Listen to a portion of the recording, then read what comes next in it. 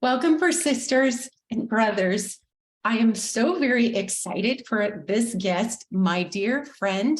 She called me her otter daughter. There's a longer story there, but my next guest is Eleanor Andrews. And Eleanor today is patching in from Anchorage, Alaska. If you lived in Alaska, you would know who Eleanor Andrews is. But for me, she was my best friend growing up. Mother. So later on in high school, when I landed back in Alaska from Washington State, then Eleanor was that rich single mother. I always thought she was rich, single mother who had a fabulous job working for city government. She was the cool single mom of two kids. And she was always fun and funny and generous with her time and very welcoming. But another bio, because Eleanor had actually a large exhibit in the Anchorage Rasmussen Museum was devoted to Eleanor. So reading one of the bios most recently of Eleanor that's pretty awesome is she's known as a successful African-American businesswoman, a gifted and fair public servant, an accomplished person of integrity, a tireless volunteer, a generous philanthropist, strategic mentor, and hardworking board member, a loyal friend, and a loving mother and grandmother. And I could say yes to all those things. What I never thought of as a teenager was how hard it was to be a single woman working in a man's world in Eleanor's generation, just one up from my own. I never thought about the fact that it was difficult to be a woman from Compton in California who moved to Alaska with her husband when she was very, very young. And as a Black woman, carving out success as a single mom. I never thought about that. I had my own chaos in my youth to think about. And so I just took for granted that she was just amazing and never thought about how challenging it was for her back then to be a history maker. And for me, in my personal life, she is still, obviously very important in my history. But for women's history, it is just important to acknowledge that, wow, the barriers that she kicked through to become the woman she is today, still a very busy board member, still into the arts, very connected and making a difference in her city.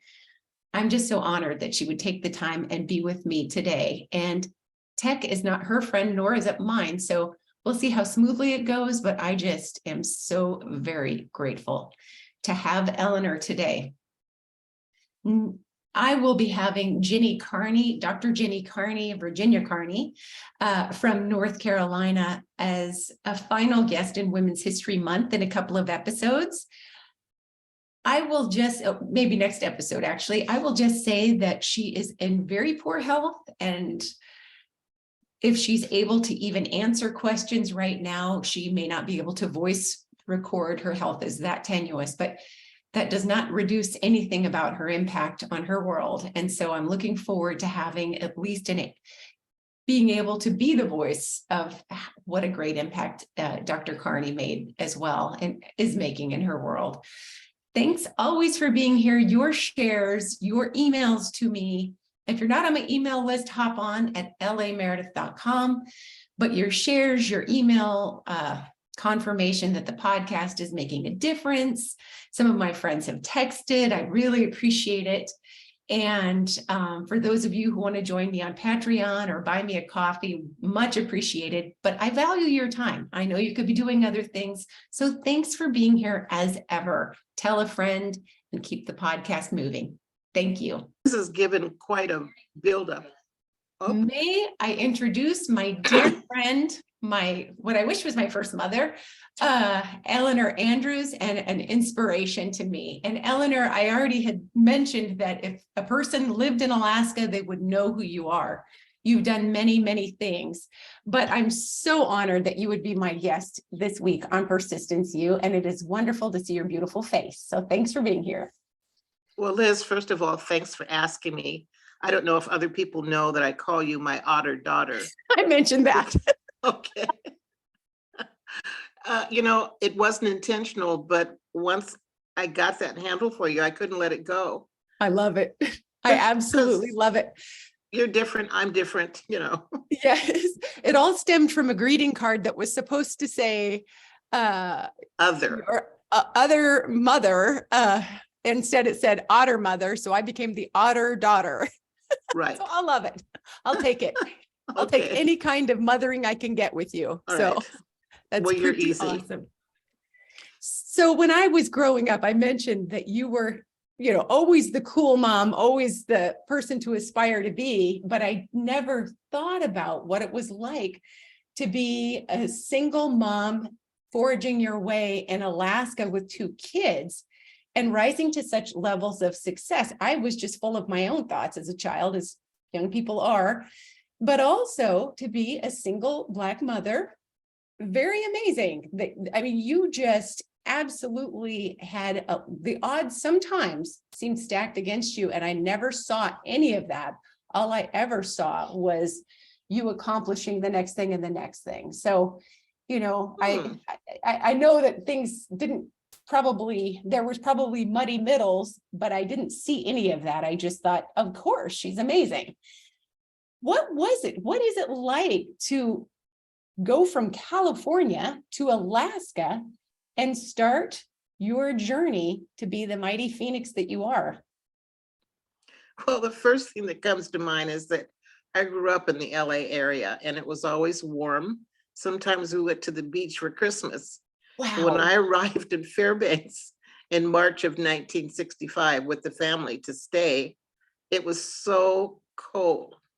So that's what it was like. The first thing I had to adjust to was the temperature. And And when you say so cold, like you go from Compton to maybe negative 60-degree weather. oh, it wasn't minus 60 degrees in March. It Right. was about 0. Yep. Oh, So good. it wasn't, and Warm. then the following winter, it got down to 60 below. It stayed there for a while. So, Oh, I've always been a kind of pull up your socks person. right. So I had to adjust to it. I bought this big heavy coat. And then when I got pregnant with Marty, your friend, I had to let it out. And then after I had her, I had to sew it back up. Oh, wow. I love After, it. after the flood in Fairbanks in 1967, there were no goods to be bought. And I really needed some boots because winter was coming. The flood was in August. So I went down to the Army Navy surplus store and got some bunny boots, those big white boots Right. that the people wear in the military when they go training up in the mountain. And I wore those with no shame because that's what you had to do.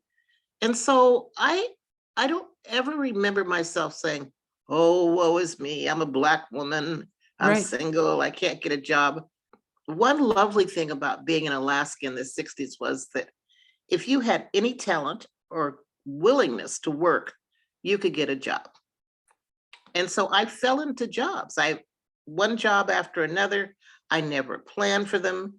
Somebody knocked on my door and I opened it and I said, you got a job for me? And they'd say yes. I And then love after it. a while, and there weren't that many Black women here. So I was noticed. Right. So if I went to a meeting and said something halfway articulate, they'd say, God, she's good or she's smart. Do you want to do that? And I always said yes. Wow. I was never afraid to say yes because if it didn't work out, I'd go to the next thing or Right. somebody else would knock at my door. So I had a fortunate life. But one thing now, thinking back, and what I would ask my granddaughter is, what are you afraid of? Mhm. And she suffers from anxiety. And she'd say, well, I'm anxious about this or this or this.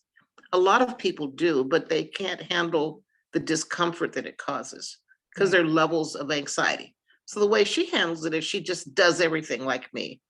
The other day, she had her Fitbit on and she did 15,000 steps.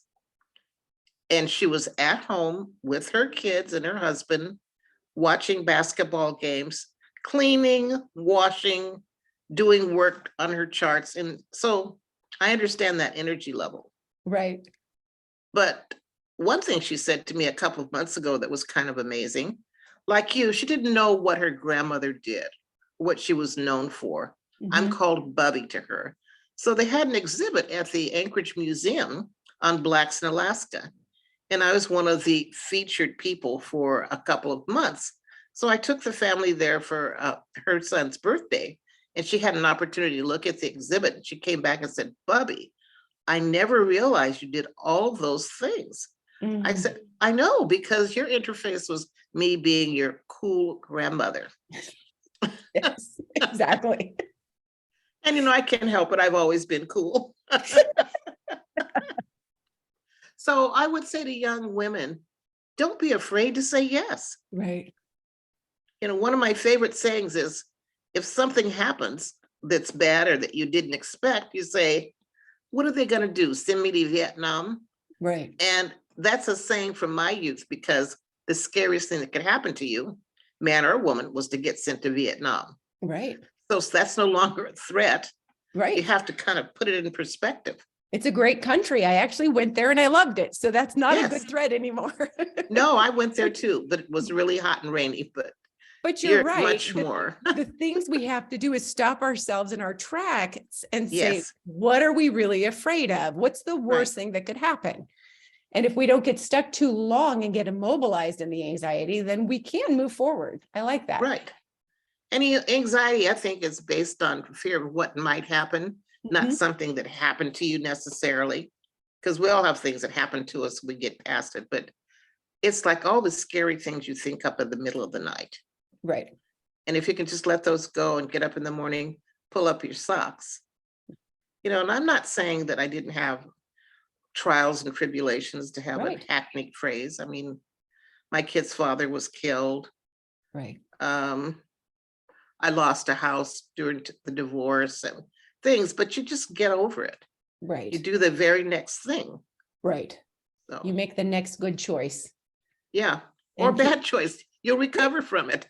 That's right. In fact, we might learn more from our bad choices. Plus, they make better stories later. They're not fun in the middle, but they make those good stories That's right. later. Because I survived.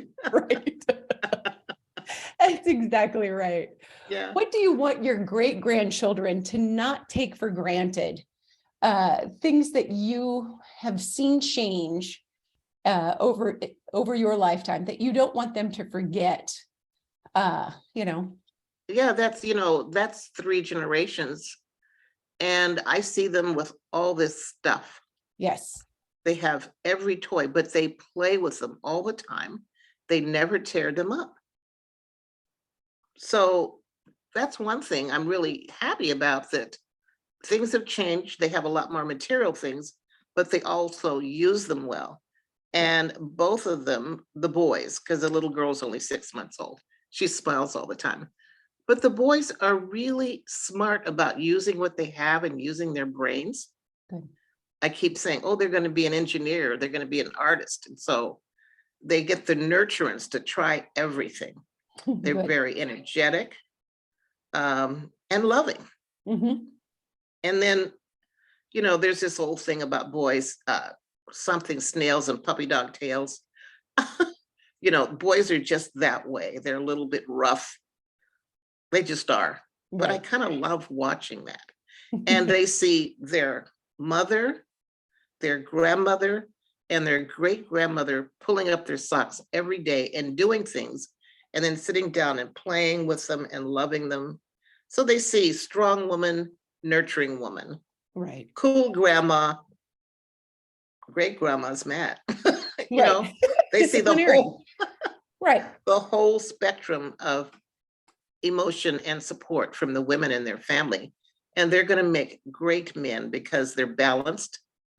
I took my 7-year-old great grandson shopping for his birthday. I sent him a text, hoping he'd text me back, but he's not good at that. So I said, what do you want for your birthday? Let me know so I can get it for you.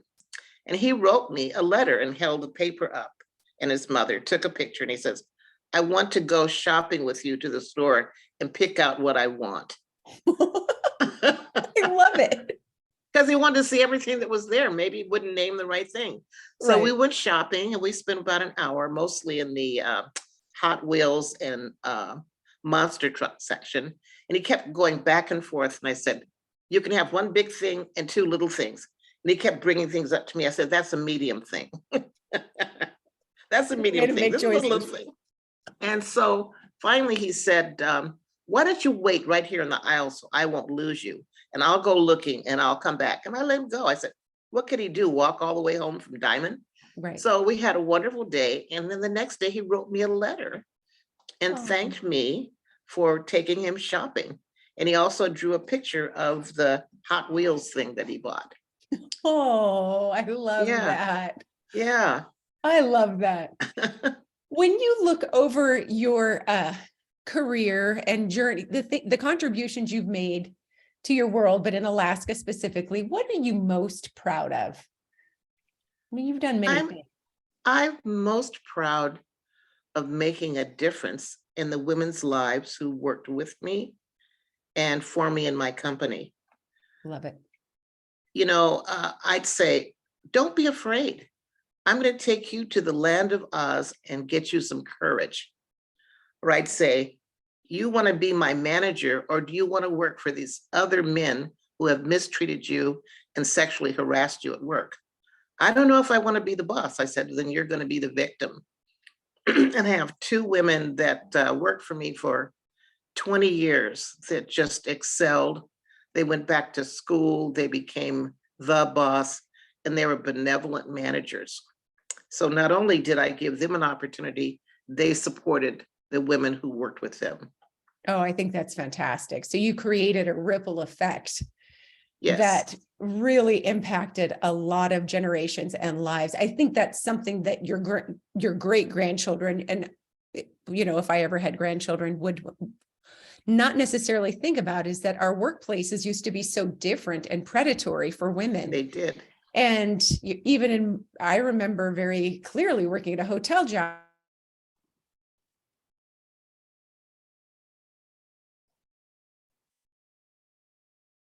Liz, I think you're frozen in this Zoom.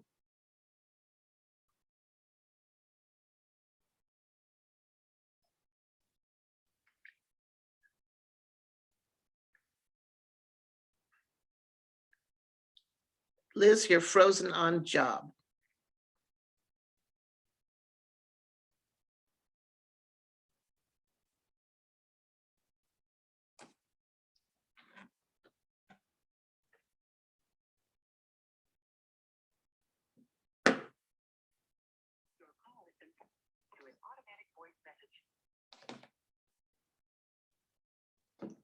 Liz?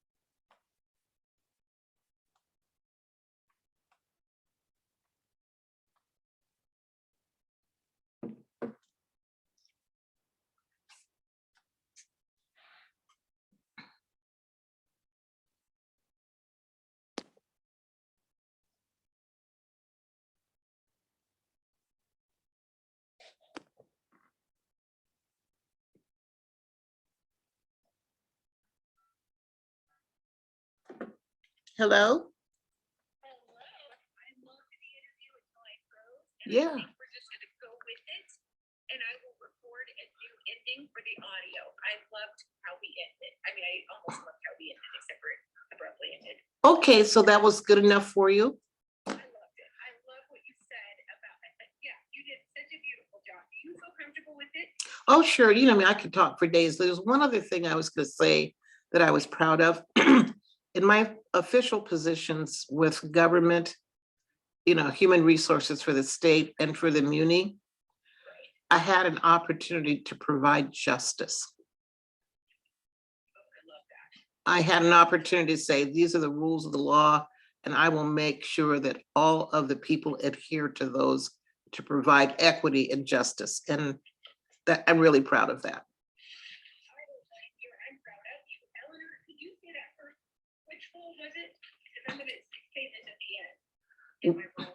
Oh, In my roles as a administrator manager for the municipality of Anchorage in the state of Alaska, I was over personnel and labor relations.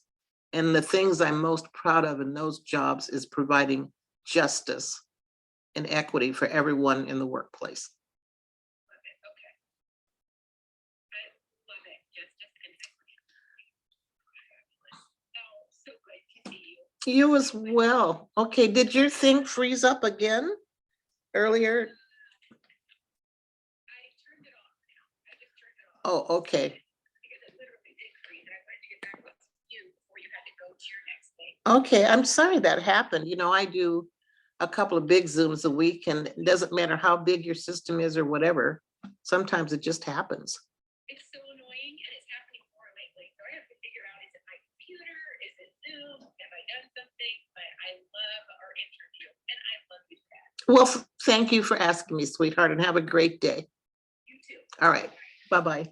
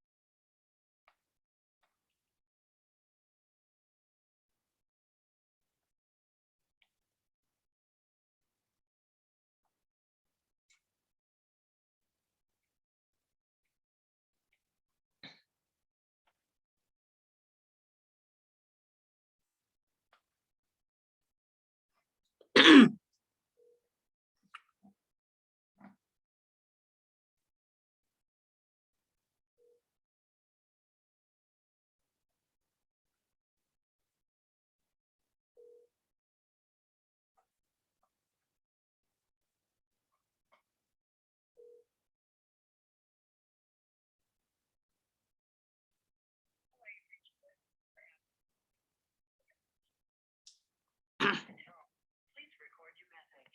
When you have finished recording, you may hang up or press 1 for more options. Hey, Abby, this is Eleanor calling you.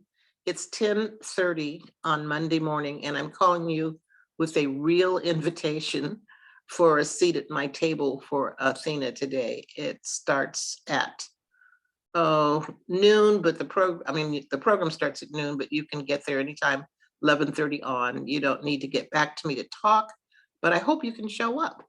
Hope to see you there. It's at the convention center. Bye-bye.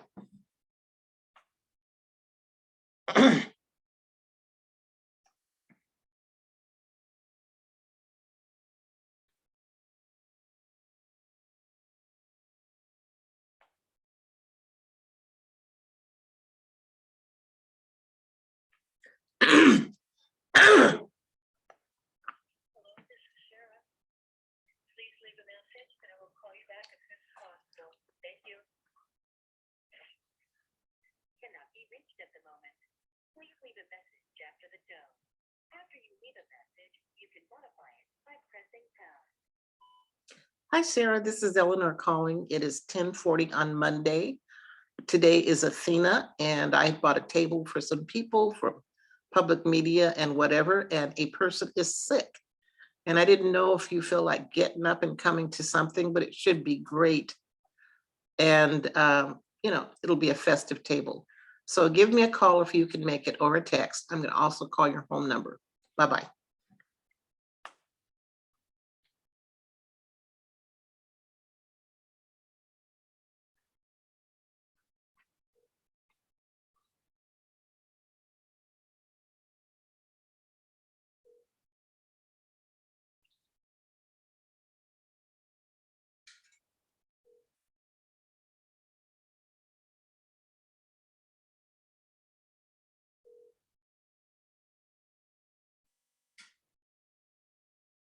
Hello, this is Sarah. Please leave a message and I will call you back as soon as possible. Thank you. Hi, Sarah. This is Eleanor calling. It's 10:40 a.m. Monday morning, the 20th of March. I have a vacancy at my table for Athena today. I don't know if you're holding babies, but if you are, I know you're in happy land. But if you've got nothing better to do, you could join my table, and all you have to do is be there about noon in the convention center and just tell them you're sitting with Eleanor Andrews. So I hope you can make it. Bye-bye.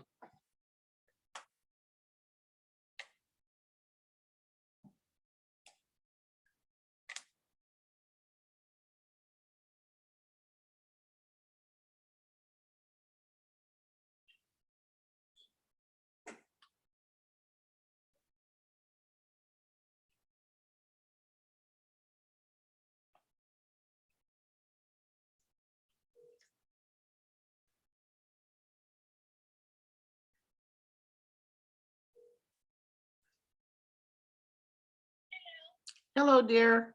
Debbie Reinwan just sent me a message and she said she's sicker than a dog. Yeah, so I've already called Abby and asked her, but since I had that extra seat, I'm trying to think of somebody else.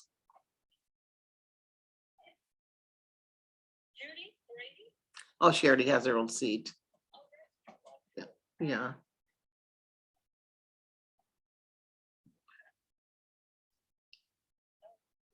Well, there are going to be a lot of tables that aren't completely full. That's true. That's true. And if we see somebody out there wandering around. Right. Well, I just got a message from Beth saying I got 2 seats at my table and Joelle has 3 at hers. So yeah, so true. And I'm going to tell Beth to bring the rest of her staff. Okay. Well, I will see you there.